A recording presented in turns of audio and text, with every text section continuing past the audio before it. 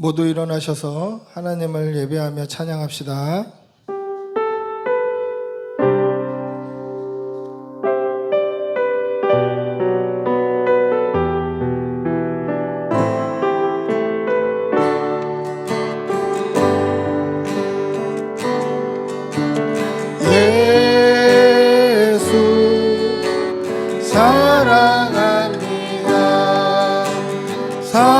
사랑합니다.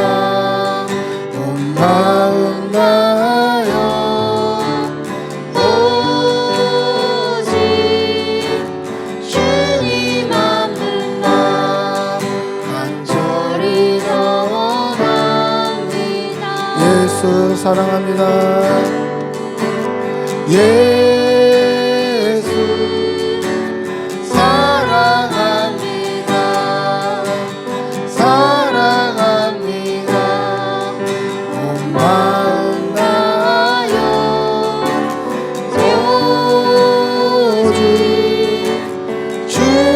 한 분만 간절히 원합니다.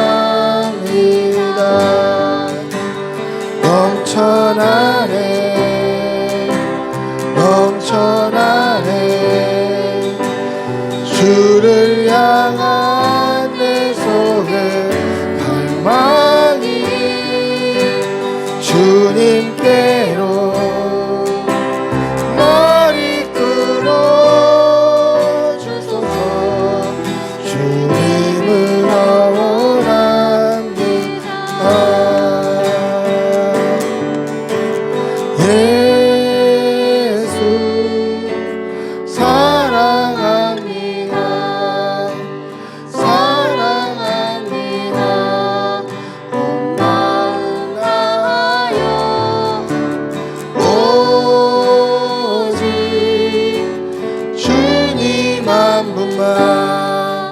간절히 더 원합니다.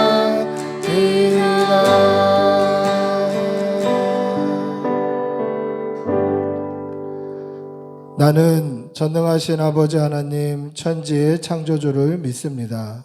나는 그의 유일하신 아들 우리 주 예수 그리스도를 믿습니다.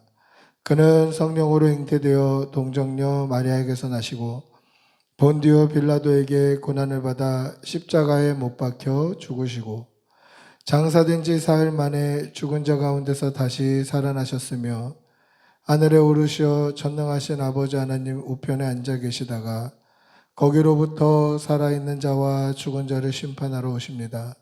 나는 성령을 믿으며 거룩한 공교회와 성도의 교제와 죄를 용서받는 것과 몸의 부활과 영생을 믿습니다. 아멘.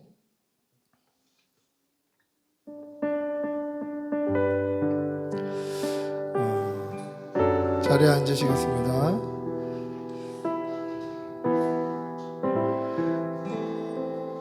이 찬양은 내가 대학교 2학년 때 여름 농촌 전도봉사 갔을 때 마지막 날 저녁에 우리 대학부 회장 형님이 그때 처음 이 찬양으로 촛불의식 혹은 캠프파이어 같은 거를 하면서 이 찬양으로 기도의 인도를 했던 적이 있어요. 이 찬양의 가사가 그때 너무 충격적으로 다가오는 거예요. 사랑합니다 나의 예수님, 사랑합니다 그것뿐이에요. 이 고백이 그때 정신없이 울었던 기억이 있는데, 예수님 사랑합니다. 내가 주님께 드릴 수 있는 것은 그거밖에 없습니다. 이 고백이 당시 굉장히 가난했던 저에게는 참 위로가 되고 또는 도전이 되고 하나님 이렇게 사랑하고 싶다고 하고 다짐하는 그런 계기가 되었던 찬양입니다. 우리 한번 이 찬양을 부를 때 하나님 내가 모든 거 다 드리겠습니다. 모든 마음, 내 전심, 내 생명까지 드려서 하나님 사랑합니다. 그것뿐입니다. 나 바라는 거 없이 하나님 사랑하고 예수님 사랑합니다. 우리 이 고백으로 한번 찬양했으면 좋겠습니다. 우리 한번 같이 찬양하겠습니다. 사랑합니다 나의 예수님,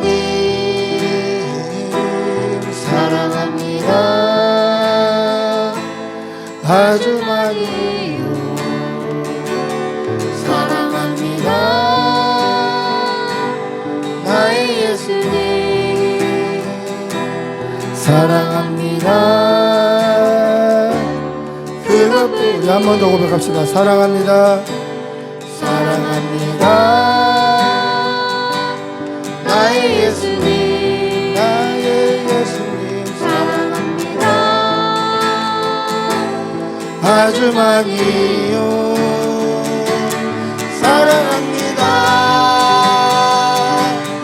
나의 예수님. 나의 아버지. 사랑합니다 그것뿐이에요. 사랑한다 아들아 내가 너를 사랑하노라. 사랑한다 아들아 내게 주고 더하. 사랑합니다. 사랑합니다 나의 예수님. 사랑합니다 아주 많이요. 사랑합니다 나의 예수님. 나의 예수님. 그것뿐. 사랑합니다. 사랑합니다 나의 예수님. 사랑합니다 정말 많이요. 사랑합니다 나의 예수님. 사랑합니다 그것뿐이에요.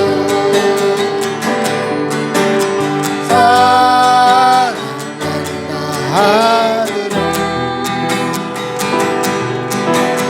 내가 너를 잘하노라. 사랑한다 내 딸아 내게 축복 더하노라. 아멘.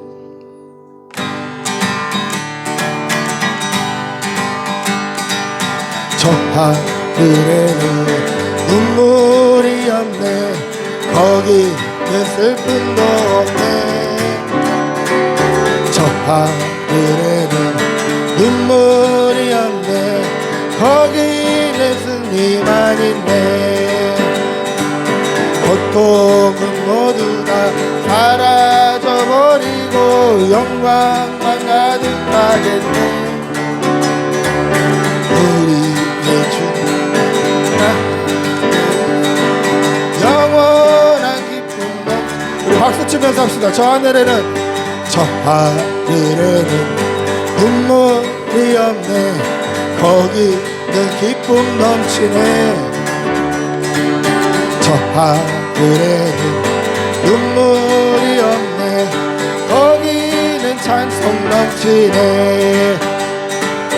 세상의 근심은 사라져버리고 영광만 가득하겠네.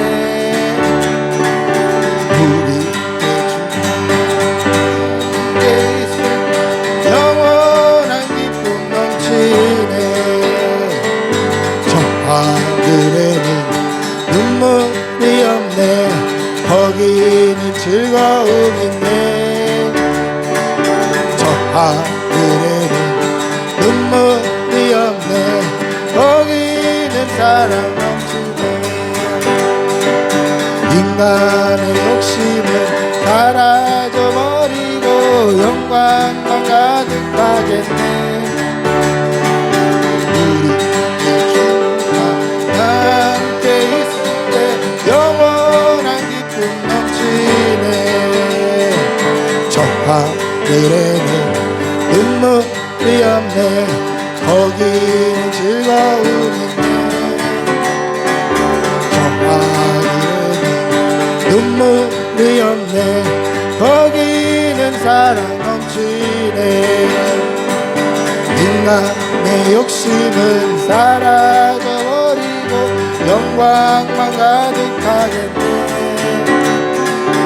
우리의 주가 함께 있을 때 영원한 기쁨 넘치네 귀하신 친구 내게 계시니 나 주 안에 늘 기쁘다 그 피가 내 죄 씻으셨으니 나 주 안에 늘 기쁘다 나 주 안에 늘 기쁘다 나 주 안에 늘 기쁘다 주 나와 늘 동행하시니 나 주 안에 늘 우리 1절 한번 더 합시다 귀하신 친구 내게 계시니 나 주 안에 늘 기쁘다 그 피가 내 죄 씻으셨으니 나 주 안에 늘 기쁘다 나 주 안에 늘 기쁘다 나 주 안에 늘 기쁘다 주 나와 늘 동행하시니 나 주 안에 늘 기쁘다 주 내 짐 대신 지시었으니 나 주 안에 늘 기쁘다 그 생명 버려 나를 구하니 나 주 안에 늘 기쁘다 나 주 안에 늘 기쁘다 나 주 안에 늘 기쁘다 주 나와 늘 동행하시니 나 주 안에 늘 기쁘다 주 은총 매일 내게 더하니 나 주 안에 늘 기쁘다 그 악한 죄악에서 지키니 나 주 안에 늘 기쁘다 나 주 안에 늘 기쁘다 나 주 안에 늘 기쁘다 주 나와 늘 동행하시니 나 주 안에 늘 기쁘다 나 주 안에 늘 기쁘다 나 주 안에 늘 기쁘다 주 나와 늘 동행하시니 나 주 안에 늘 기쁘다 바다 같은 주의 사랑 내 맘속에 넘치네 생명의 주 우리 위해 보혈을 주셨네 영원하신 주의 사랑 어찌 잊으리 생명 주신 주님만을 영원히 찬양하리 바다 같은 주의 사랑 내 맘속에 넘치네 생명의 주 우리 위해 보혈을 주셨네 영원하신 주의 사랑 어찌 잊으리 생명 주신 주님만을 영원히 찬양하리 바다 같은 주의 사랑 내 마음속에 넘치네 생명의 주를 위해 보혈 흘려주셨네 하신 주의 사랑 오직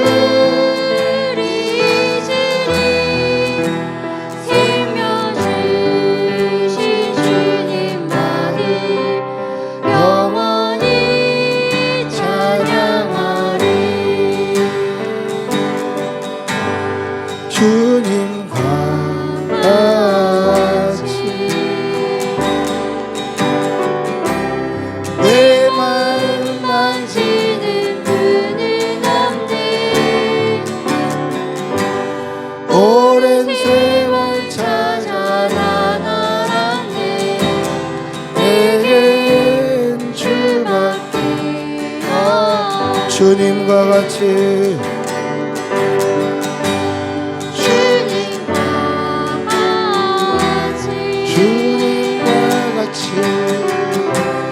내 마음 만지는 분은 없네 오랜 세월 찾아 난 알았네 내겐 주밖에 없네 주 자비 강같이 흐르고 주 손길 치료하니 고통받는 자녀 부르시니 주밖에 없네 주님과 같이 내 마음 만지는 분은 없네 오랜 세월 찾아 난 알았네 내겐 주밖에 없네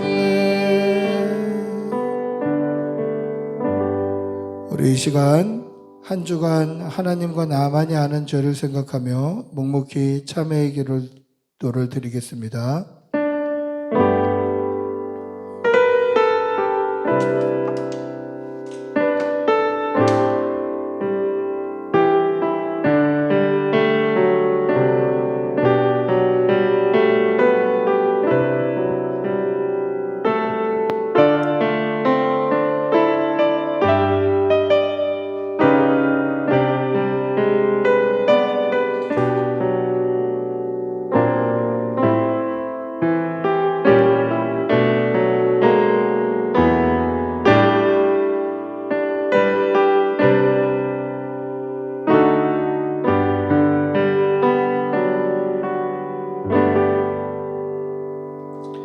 여호와께서 말씀하시되 오라 우리가 서로 변론하자 너희의 죄가 주홍 같을지라도 눈과 같이 희어질 것이요 진홍같이 붉을지라도 양털같이 희게 되리라.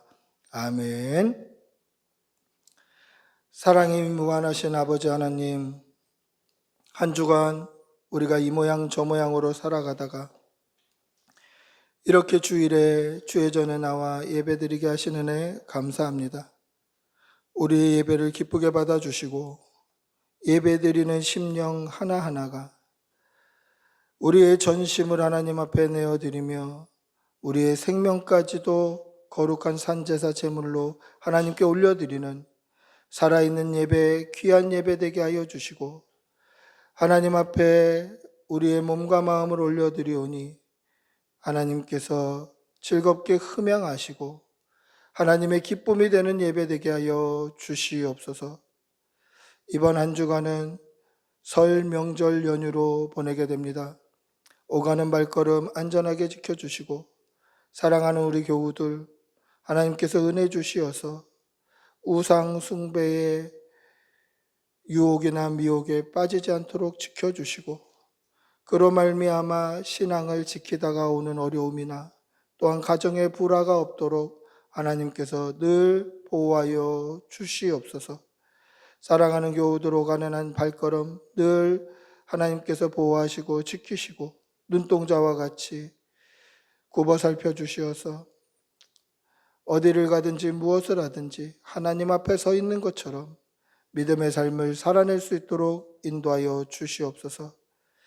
좋은 일기 가운데 건강 잃는 교우들 없게 하여 주시고 사랑하는 우리 자녀들은 하나님께서 늘 영과 육에 힘을 더하여 주시어서 강건하게 하여 주시고 다치는 일 없도록 하여 주시고 나쁜 사람, 위험한 환경 만나지 아니하도록 하나님께서 지켜 보호하여 주시옵소서. 우리 어린 자녀들 하나님께서 함께하여 주시어서 믿음 안에서 잘 자라서 이 땅에서 큰일 하는 큰 일꾼들 되도록 하나님 도와 주시옵소서. 오늘 이 강단을 통하여서 살아계신 하나님의 말씀이 온전히 선포되게 하여 주시고 그 말씀 앞에 우리는 아멘하며 말씀을 따라 믿음으로 순종하기를 다짐하며 믿음의 삶을 살아가는 귀한 일꾼들 될 수 있도록 은혜 내려 주시옵소서. 간절히 바라옵고 우리 주 예수님의 이름으로 기도드리옵나이다. 아멘. 주님 도와주시옵소서.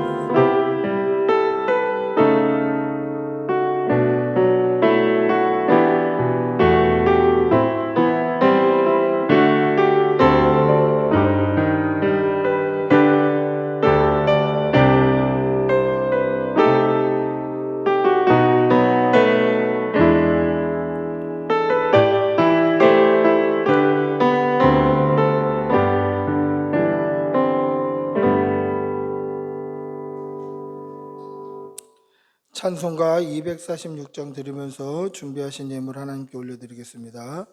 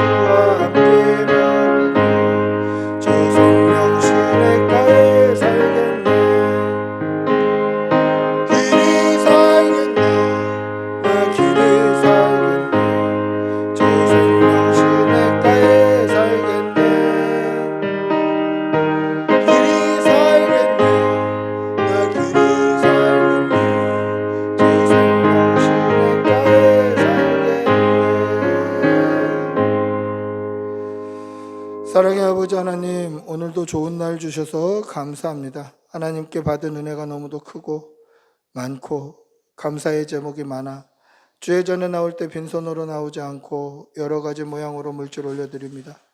이 물질이 사용되는 곳에 하나님의 나라가 서게 하여 주시고 드린 손길 위에는 천배의 복으로 하나님 갚아주시어서 믿음의 길을 끝까지 인내로 걸어가는 귀한 성도들 되게 하여 주시고, 그렇게 믿음으로 살 때마다 하나님의 은혜와 은총이 풍성할 수 있도록 도와주시옵소서. 간절히 바라옵고 우리 주 예수님의 이름으로 기도드리옵나이다. 아멘.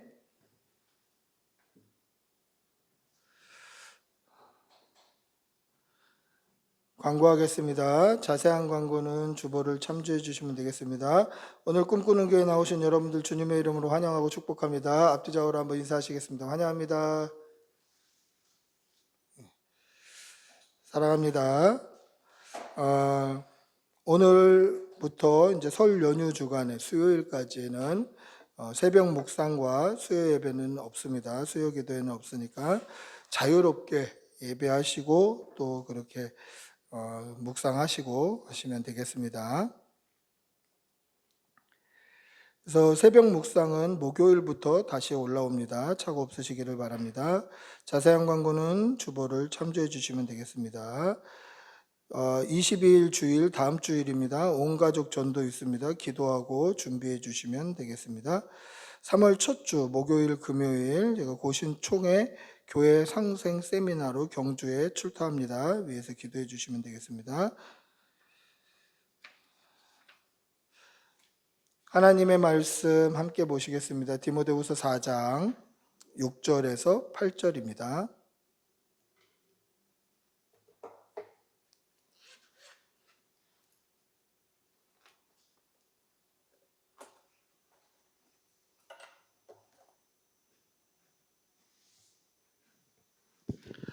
디모데후서 4장 6절에서 8절. 디모데후서 4장 6절에서 8절 신약성경 346면에 있습니다. 우리 천천히 한 목소리로 함께 읽겠습니다. 6절부터 8절입니다. 전제와 같이 내가 벌써 부어지고 나의 떠날 시각이 가까웠도다. 나는 선한 싸움을 싸우고 나의 달려갈 길을 마치고 믿음을 지켰으니 이제후로는 나를 위하여 의의 면류관이 예비되었으므로 주 곧 의로우신 재판장이 그날에 내게 주실 것이며 내게만 아니라 주의 나타나심을 사모하는 모든 자에게도니라. 아멘. 독일의 유명한 철학자인 마르틴 하이데거라는 사람이 있습니다. 이 마르틴 하이데거는 원래 신학생이었어요. 신학을 공부하는 전도사님이셨는데 이 신학을 하다가 철학에 빠지게 된 거예요. 신학을 하다 보면 저도 대학생 때 신학과 학생임에도 불구하고 필수 과목으로 철학을 2년 동안 배웠어야 돼요. 그래서 이거는 신학생들에게는 철학은 필수인데 저는 철학을 배우면서 와, 너무 어렵다. 왜 어렵냐면 정말 공부도 열심히 하고 정말 시험도 너무 잘 본 거예요. 그래서 와, 이번에 A+ 나오겠다. 근데 B제로가 나온 거예요. B제로. 그거 한 과목 때문에 제가 4등 장학금을 받게 되는데 그것만 저는 A+ 정도 나올 줄 알았는데 그거 A+ 나왔으면 저는 2등 장학금을 받을 수 있었는데 예상도 못하게 B제로가 나오더라고요. 야, 이거는 내가 철학을 너무 쉽게 봤다. 좀 너무 어려웠어요, 철학이. 근데 이 하이데거는 신학생 시절에 철학을 공부하면서 인간의 존재론에 대해서 생각하게 된 거예요. 내가 어떻게 존재하는가? 생명은 뭔가? 그럼 죽음은 뭔가? 이런 존재론에 대해서 고찰을 하다가 그가 철학에 빠지면서 이 존재의 시간이라는 책을 씁니다. 저도 이 책을 대학생 때 도서관에서 빌려서 한번 읽어봤는데 도저히 못 읽을 만한 어려운 책이에요. 근데 이 책이 얼마나 어려우냐면 이 책에 대한 해설책도 지금 서점에 가면 나와 있을 정도로 굉장히 어려운 책인데 쉽게 한 문장으로 요약하면 어떻게 요약할 수 있냐면 이 하이데거는 사람의 존재가 생명과 죽음을 기준으로 바뀐다라는 거예요. 그래서 생명이 많이 남아있을 때는 그의 존재론적 선택이 굉장히 너그럽고 여유롭지만 생명의 기한이 가까울수록 이 존재론적 선택에 있어서 이기적이 된다는 거예요. 아주 쉽게 말하면 사는 날이 많이 남았다라고 생각할 때, 죽음이 나에게서 멀다라고 생각할 때는 사람이 굉장히 너그럽게 선택하는 거예요. 그럴 수도 있지. 그래, 이번엔 내가 양보하지. 근데 만약에 우리가 일주일밖에 못 산다고 생각하면, 내가 시한부 판정을 받든지 어떤 상황들이 와서 우리의 생명이 일주일밖에 안 남았다라고 생각한다면 그때부터 굉장히 진실해지고 진솔해지고 이기적이 되는 거예요. 무엇을 선택할 때. 여러분들이 만약에 일주일밖에 안 남았다, 그럼 뭐 하고 싶으십니까? 남에게 양보할 수 있을까요? 아니요. 내 하고 싶은 거 하는 거, 내가 하고 싶은 거. 그래서 생명의 시간과 사람의 선택은 굉장히 비례한다라고 얘기하는 거예요.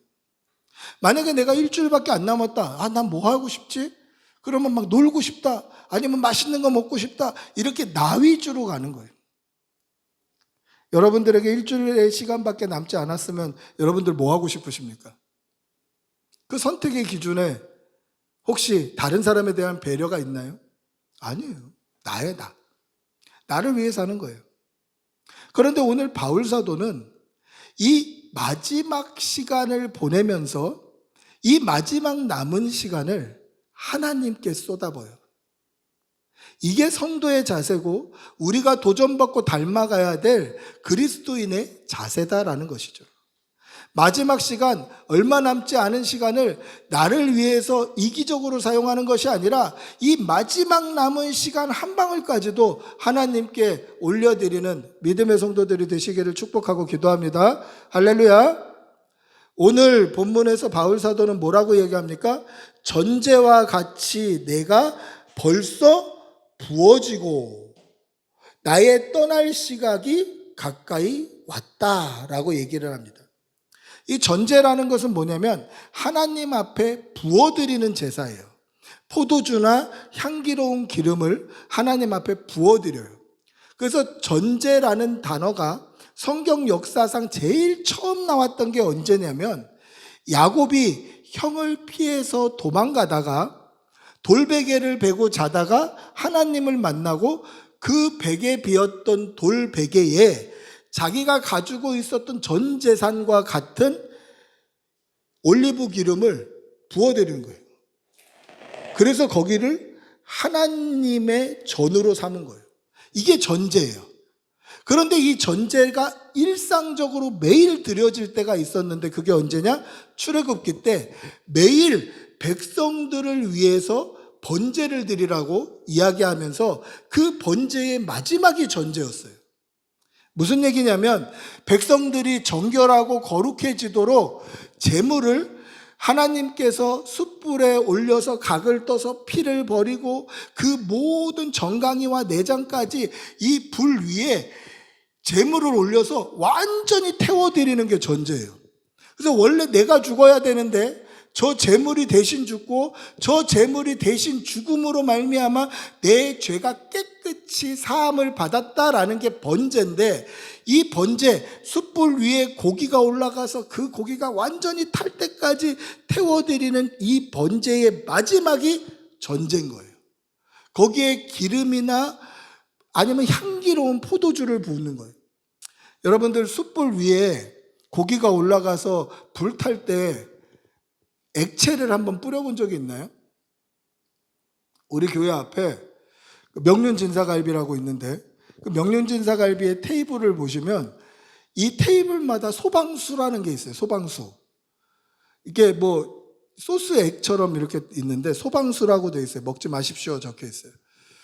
언제 쓰냐면 고기판에 불이 붙으면 그 소방수를 부어서 끄는 거예요.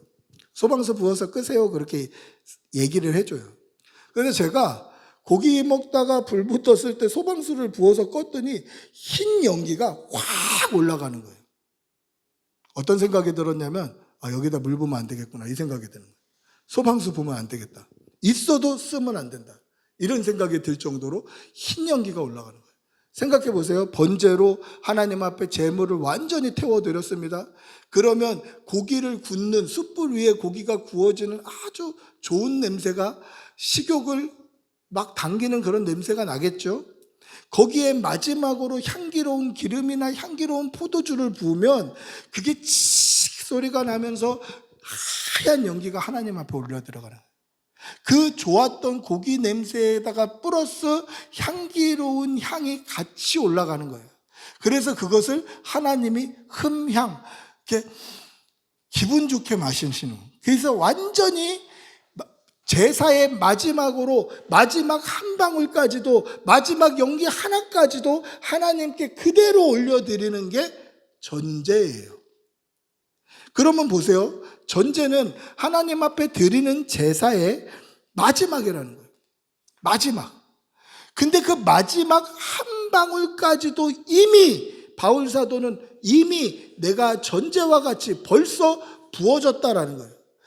내 생명에 내 이 삶의 에너지, 이 생명의 에너지에 마지막 한 방울까지도 이미 하나님께 다 부어드렸다라고 완료형을 쓰고 있는 거예요. 그럼 무슨 뜻입니까? 더 이상 살 수 있는 생명의 에너지는 나에게 없다라는 거예요. 내가 전제와 같이 하나님 앞에 제사 드리는 이 제물로 내 몸을 완전히 불태워 드리고 이 완전히 불태워 드리는 마지막 단계 전제와 같이 내가 마지막 한 방울까지도 하나님 앞에 이미 벌써 부어졌다라는 거예요. 이게 바울 사도의 마지막 고백입니다. 여러분, 우리의 생명 에너지가 다 끝나갈 때 여러분들은 뭐 하고 싶습니까? 우리의 생명이 다 끝나갈 때 여러분들은 어떤 신앙인이 되고 싶습니까? 오늘 바울 사도는 자신이 전제와 같이 이미 부어졌다라고 얘기해요. 제가 만났던 모든 목사님들은요, 은퇴를 꿈꿔요. 은퇴 후에 어떻게 할까? 은퇴하면 선교해야지. 은퇴하면 뭐 해야지? 저도 그런 꿈이 있습니다. 저도 은퇴하면 저는 카페를 하고 싶어요. 카페. 그래서 제가 상담도 공부했으니까 카페에 오는 사람들에게 인생 상담도 해주고 때로는 뭐 사이다처럼 좀 등도 좀 긁어주고 이렇게 사람들 만나면서 복음 전하면서 그렇게 노년을 보내고 싶어요. 그런 생각이 있어요. 모든 목사님들이 은퇴를 꿈꾸신대요. 왜냐하면 매일매일 주일 설교하는 게 너무 부담이거든요. 목사님들에게. 목사님들에게 이 주일 설교는 너무 부담이에요. 얼마나 부담이냐면 토요일에서 주일 아침 올 때 대부분의 목사님들 그렇게 하시겠지만 토요일 밤 자고 주일날 눈 뜨는 그 밤에 대부분 악몽을 꿔요. 저도 10번 자면 한 7번은 악몽을 꿔요. 근데 그 악몽이 뭐냐면 설교문 안 갖고 설교단 올라온 거, 또는 교회 지금 우리 교회 가야 되는데 지금 아침 7시쯤 됐는데 막 뭐 때문에 자꾸 못 가게 되는 꿈. 빨리 가면 교회에서 예배 드릴 수 있을 것 같은데 설교할 수 있을 것 같은데 막 뭔가 방해해서 못 가는 꿈. 또는 교회에 왔는데 내가 무슨 정신인지 추리닝을 입고 왔는데 그날따라 막 선배 목사님들이 교회에 쭉 들어와 계시는 꿈. 이런 악몽들을 거의 매주 꿉니다. 거의 매주. 토요일 날 잘 때 그런 생각이 들어요. 오늘은 무슨 악몽 꿀까? 이런 기대감도 있어요. 그래서 하루는 그렇게 하나님 앞에 하소연했던 적도 있어요. 하나님, 제가 주일 설교하는데 에너지도 많이 쓰고 또 수요 성경통도 기도에 교재 준비하는데 또 에너지를 많이 쓰고 또 새벽기도 설교 본문에서 새벽 묵상 영상 만드는데도 에너지를 많이 쓰는데 와, 제가 이거 안 하면 한 10년은 더 살겠습니다. 그렇게 생각을 했던 적이 있었어요. 기도하는 가운데. 그런데 문득 마음에 어떤 생각이 드냐면, 야, 그러면 설교 안 하면 네가 목사냐? 이렇게 하나님이 물으시는 것 같은 느낌을 받았던 적이 있습니다. 그래서 우리는 이 하나님의 은혜를 사모하고 이번 주는 어떻게 은혜 주실까? 이 오늘 묵상하는 말씀에서 하나님께서 어떤 은혜를 주실까를 항상 사모해야 돼요. 그 사모했던 은혜를 나누려고 공부해야 하고 또 이렇게 연구해야 돼요. 그 부담감이 항상 있어요. 그러니까 이 목사님들은 늘 은퇴를 꿈꾸시는 거예요. 근데 이게 목사님들만의 생각일까요? 모든 일하시는 분들은 은퇴를 꿈꾸지 않을까요? 직장 생활하는 사람 다 은퇴를 꿈꾸지 않을까요? 좀 많이 어느 정도 여유 있게 벌어놓고 좀 은퇴했으면 좋겠다. 매일 출근하는 거 은퇴했으면 좋겠다. 매일 힘들게 깨지는 거 은퇴했으면 좋겠다. 매일 이렇게 쳇바퀴 돌듯이 도는 거 은퇴 좀 했으면 좋겠다. 뭔가 어느 정도 여유만 있으면 난 노년에 좀 편안하게 살았으면 좋겠다. 모든 사람들의 꿈 아닐까요? 모든 사람들의 꿈이죠. 근데 오늘 바울 사도는 그렇게 은퇴를 꿈꾸고 있지 않더라는 거예요. 오늘 우리가 읽었던 6절, 7절 한번 다시 읽어볼까요? 오늘 읽었던 6절, 7절 한번 다시 읽어보겠습니다. 같이 읽어봅니다. 시작. 전제와 같이 내가 벌써 부어지고 나의 떠날 시각이 가까웠도다. 나는 선할 싸움을 싸우고 나의 달려갈 길을 마치고 믿음을 지켰으니. 할렐루야. 지금 전제와 같이 내가 이미 벌써 부어졌어요. 생명의 에너지가 한 방울까지도 하나님 앞에 다 드렸는데, 그래서 이제 떠날 시각이 가까이 왔다는 것을 자기가 느끼는 거예요. 이제 죽을 때가 가까이 왔다라고 스스로 느끼는데, 그 죽기 직전까지 마지막 생명 그 한 방울까지 내어드릴 때까지 어떻게 살았다고 고백합니까? 은퇴해서 편안하게 살다 간다? 아니면 내가 여유롭게 살다 간다? 내 하고 싶은 거 하다가 간다? 그게 아니라 지금 전제와 같이 내가 마지막 한 방울까지 하나님 앞에 다 부어드렸고 이제 내가 죽을 시각이 가까이 왔다는 것을 내 몸으로 느끼고 있는데, 나는 지금 이 시간까지 선한 싸움을 싸웠고 나의 달려갈 길을 마쳤고 믿음을 지켰다라고 고백하고 있어요. 편안히 쉬다 간다? 아니에요. 편안히 나 하고 싶은 거 하다 간다? 아니에요. 마지막 한 방울까지 하나님 앞에 다 내어드렸어요. 이제 자기가 건강이나 육신이나 어떤 것으로 봐도 이제 하나님의 부르심을 받을 때가 가까이 왔다는 게 느껴지는데, 지금 이때까지 자기는 어떻게 살았냐? 선한 싸움을 싸웠고 달려갈 길을 마쳤고 믿음을 지키며 살았다라는 거예요. 쉬다 가는 게 아니에요. 내가 하고 싶은 거 하다 가는 게 아니에요. 마지막까지 선한 싸움을 싸웠다라는 거예요. 이제 내 생명 에너지 한 방울까지 하나님 앞에 이미 다 부어드린 바 됐어요. 떠날 시각이 가까이 왔다는 게 내가 느껴져요. 갈 때가 됐다. 그래서 사랑하는 아들 디모데에게 편지를 쓰면서 나는 오늘까지 선한 싸움을 싸웠다라고 얘기해요. 여러분, 성도가 이 땅을 살아가다 보면요, 영적인 시험과 전쟁거리들이 너무너무 많아요. 그게 꼭 교회의 핍박이나 믿음의 핍박만이 영적인 전쟁은 아니에요. 하나님의 말씀을 읽지 못하게 하고 하나님께 기도하지 못하게 하는 모든 것이 영적인 전쟁이에요. 오늘날 한국교회에 핍박이 있습니까? 코로나 때 잠깐 있었지만 지금 없잖아요. 너무 평안한 삶을 살잖아요. 근데 뭐 때문에 우리가 말씀 읽지 못하죠? 뭐 때문에 예배 드리는 자리에 날마다 나오지 못하죠? 새벽마다 나오지 못하는 이유가 뭡니까? 편안해서 그런 거예요. 편안해서. 핸드폰 있고 TV 있고 인터넷 있고 노트북 있고 편안해서 그런 거예요. 편안해서. 이런 것들과 싸워내야 되는 거예요. 이런 것들과 싸워내야 돼요. 이게 선한 싸움을 싸웠다라는 바울 사도의 이야기입니다. 우리 역시 선한 싸움을 싸워야 돼요. 영적인 전쟁을 치러야 됩니다. 이것이 성도의 사명입니다. 또 뭐라고 이야기합니까? 달려갈 길을 마쳤다라고 이야기합니다. 달려갈 길을 마쳤다라는 것은 하나님께서 지시하신 그 사명대로 소명대로 완전히 살아냈다라는 뜻이에요. 여러분, 달려갈 길을 마쳤다라는 게 단순히 열심히 달렸다라는 뜻이 아니에요. 내가 1등했다라는 뜻도 아니에요. 무슨 뜻이냐면 하나님께서 지시하신 그곳으로, 하나님이 명령하신 그곳으로 나의 사명을 끝까지 달려서 하나님이 원하시는 그 자리에 내가 지금 서 있노라고 얘기하는 거예요. 여러분, 이게 왜 중요하냐면 하나님이 지시하시는 길을 달려갈 때, 그 사명과 소명을 따라 달려갈 때는 속도 중요하지 않아요. 1등 하는 거 중요하지 않아요. 뭐가 중요하냐면 방향이 중요해요. 방향이.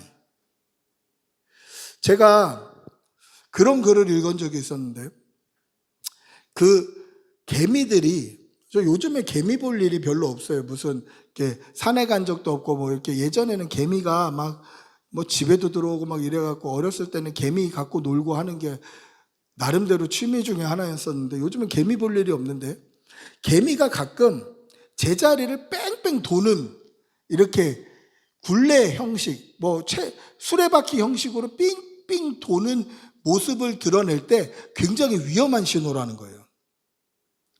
그것을 뭐라고 얘기하냐면 죽음의 수레바퀴라고도 얘기하고 엔트밀이라고도 얘기한대요. 개미가 삥삥 돈다, 그 뜻이에요.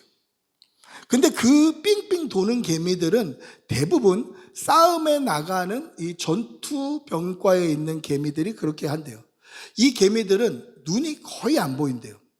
그래서 어떻게 길을 찾냐면 앞에 갔던 개미의 페로몬, 그 앞에 갔던 개미의 그 호르몬에서 분비되는 그 페로몬 향을 맡고 길을 찾아가는데, 이 페로몬이 꼬이거나 아니면 그 끝이 어떻게 잘못되면 그 원형을 페로몬이 그리게 되고, 그 원형에 따라 모든 전투개미들이 계속 도는 거예요. 여러분들 찾아보세요. 엔트밀이라고 찾으면 아마 굉장히 많은 영상이 검색될 거예요. 이게 죽음의 수레바퀴예요. 스스로 못 빠져나와요. 말을 할 수 있는 것도 아니고, 내가 뭐 야 여기가 아닌가 봐, 이쪽으로 가야 돼 라고 지시할 수도 없는 거예요. 언제까지? 죽을 때까지. 그래서 죽음의 수레바퀴 엔트밀이 시작이 되면 가운데 죽은 개미들이 막 수북하게 쌓여요. 피로 때문에 죽고 굶어서 죽는데요. 그때까지 계속 도는 거예요. 계속. 보세요. 열심히 달렸어요. 근데 그 끝이 뭐죠? 아무 성과 없는 죽음이에요. 그러면 중요한 게 뭘까요? 열심히 달린 게 중요한가요? 아니에요. 방향이 중요한 거예요. 방향이. 하나님이 지시하시는 곳, 하나님께서 우리에게 사명으로 주신 그곳을 향해서 우리는 열심히 충성스럽게 달려가는 거예요. 1등 하지 않아도 돼요. 방향만 맞으면 하나님께 순종하는 주의 백성들이 되는 거예요. 바울 사도는 마지막 생명 에너지 한 방울까지도 하나님 주신 사명, 예수 그리스도 복음 전파하는 일에 온전히 쏟아 부었다라는 거예요. 그래서 나의 달려갈 길을 마쳤다라는 거죠. 그리고 뭐라고 이야기합니까? 믿음을 지켰다라는 거예요. 여러분, 바울 사도쯤 되면 믿음 지키기가 쉬웠겠다 이런 생각도 들지 않습니까? 바울 사도는 좀 특별한 사람이니까 그 정도 되면 믿음을 지키기가 쉬웠겠거니 이렇게 생각하는데 그렇지 않더라는 거예요. 바울 사도가 믿음을 지키기 왜 어려웠냐면 예수님이 받으셨던 고통, 채찍에 맞으시고 십자가 달려 죽으셨던 그 고통과 바울 사도가 당했던 고난과 고통은 예수님과 바울 사도 중에 누가 더 고통받았습니까? 라고 저한테 물어본다면 저는 예수님보다 바울 사도가 훨씬 더 고통받았다라고 보여져요.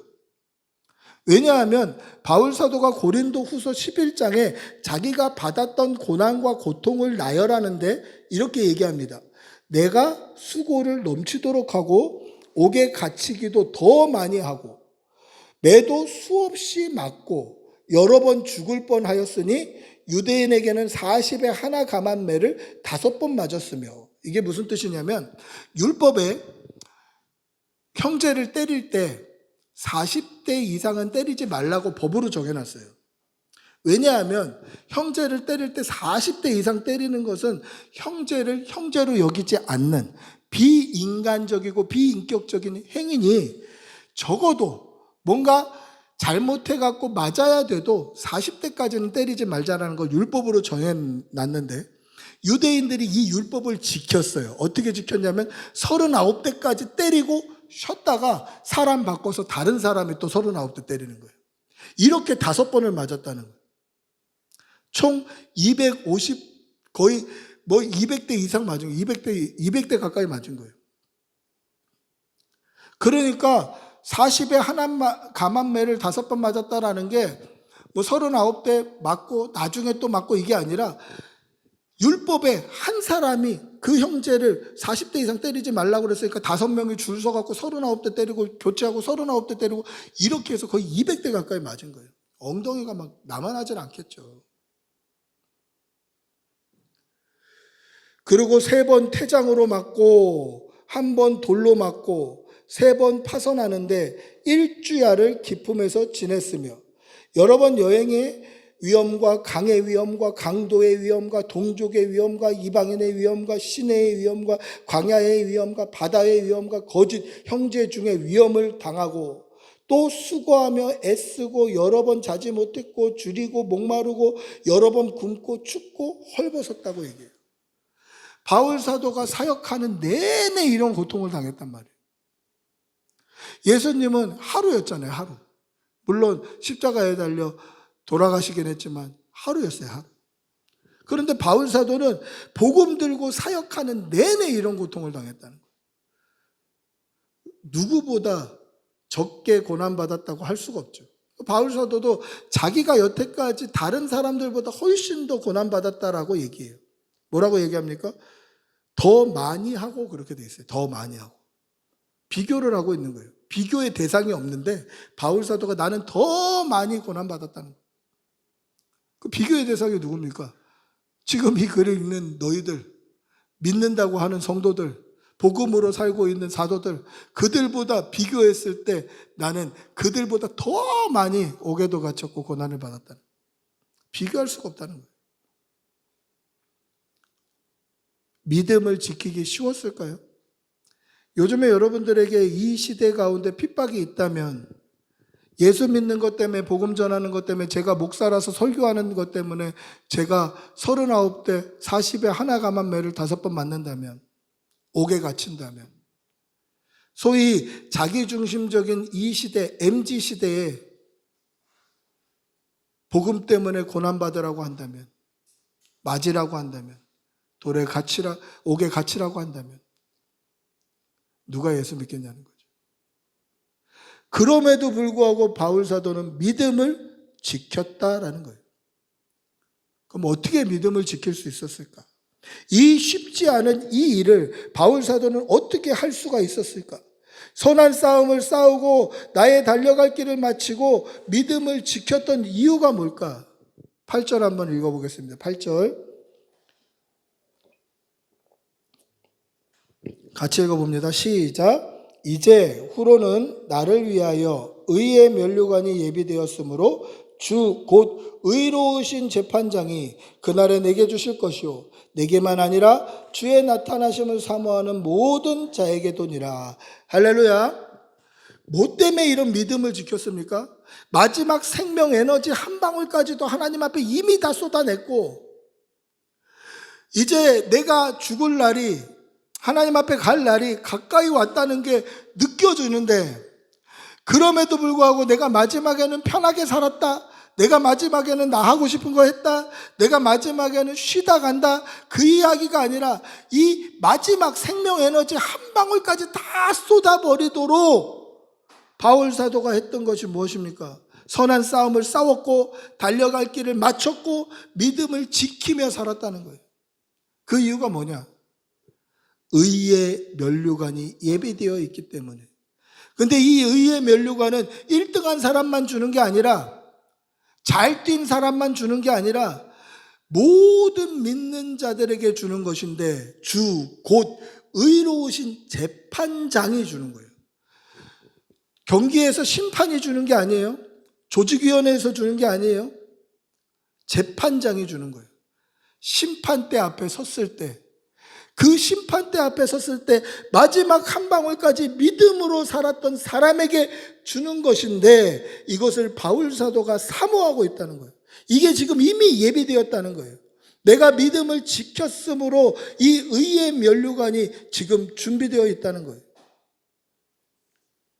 그런데 이것이 그 날에 마지막 바울 사도는 지금 생명 에너지가 끝나서 죽을 날이 가까이 왔다라는 것이 느껴지는데, 그날, 내가 만날 그날은 저와 여러분도 한 번은 만나게 될 텐데, 이 땅에서 생명에너지가 끝나서 죽음 이후에 재판장을 만나는 그날에 우리도 한 번은 겪게 될 텐데, 그날에 나만 얻는 것이 아니라 주의 나타나심을 사모하는 모든 자에게도니라. 바울 사도만 받는 것이 아니라는 거예요. 믿음으로 끝까지, 마지막 한 방울까지도 하나님 앞에 믿음으로 쏟아낸 사람만 이 의의 면류관을 받을 자격이 있다라는 것입니다. 사랑하는 성도 여러분, 마지막까지 내 생명의 한 방울까지도 하나님 앞에 사랑으로, 믿음으로, 예배로, 기도로, 신앙으로 쏟아부어 드리는 성도들이 되시기를 축복하고 기도합니다. 할렐루야. 말씀을 맺습니다. 여러분, 온전한 믿음의 삶이 뭡니까? 온전하다라는 것은 마지막까지도 믿음으로 사는 거예요. 오늘 바울 사도가 그렇게 고백했던 것처럼, 그리고 바울 사도가 특별한 신앙인이 아니라 그렇게 살아야만 저와 여러분도 의의 면류관을 받을 수 있다는 것을 기억하시고 믿음으로 사모하며 우리의 생명 에너지 마지막 한 방울까지도 전제와 같이 하나님께 부어드리는 믿음의 성도들이 되시기를 축복하고 기도합니다. 할렐루야. 우리 모두 일어나셔서 한번 찬양하겠습니다.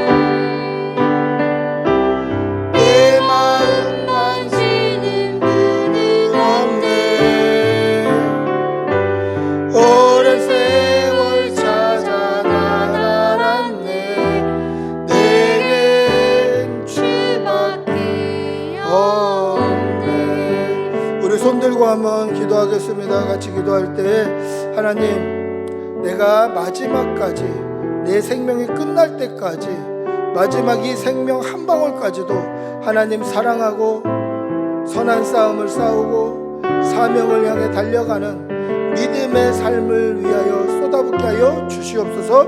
우리 주님의 이름 한번 부르고 같이 기도하겠습니다. 주님,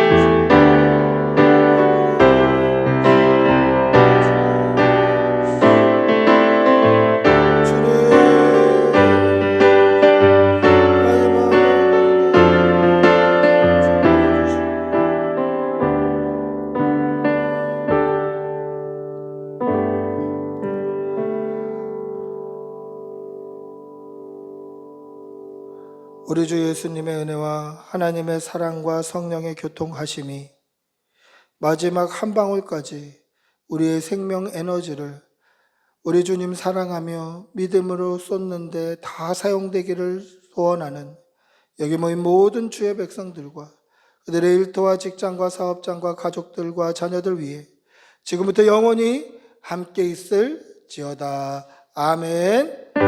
주님